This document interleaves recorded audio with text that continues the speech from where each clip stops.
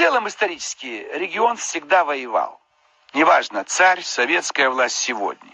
Всегда. Единственная часть на планете Земля, где очень много народов живут малочисленных и рядом.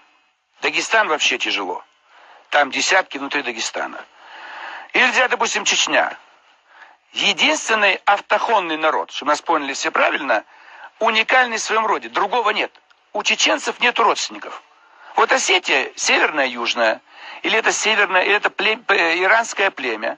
У них есть близкие по их языковым признакам иранские племена. Балкарцы, карачаевцы, там, не знаю, аварцы, кумыки, тюркские племена.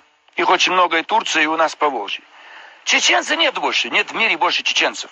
Давайте обратимся на этом месте вот у нас к чеченцу. Эксперт, это особая специфика. У них нету возможности взять пример с кого-то. Они одни. Все. Вот они развивались, как развивались, они развиваются сами по себе. К этнологическим данным чеченского общества, в котором, в отличие от России, не было князей. Это было даже бесклассовое, бесправительственное общество, которое в определенной степени самоуправлялось. Каждая община была автономна и не могла навязать свою волю кому-либо еще.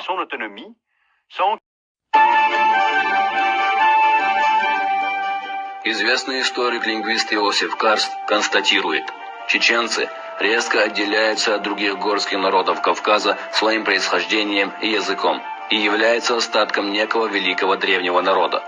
Чеченцы, великолепные наездники, могут преодолевать за одну ночь 120, 130 или даже 150 верст.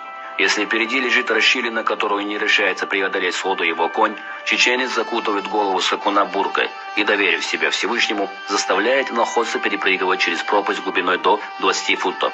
Александр Дюма, Париж, 1859 год.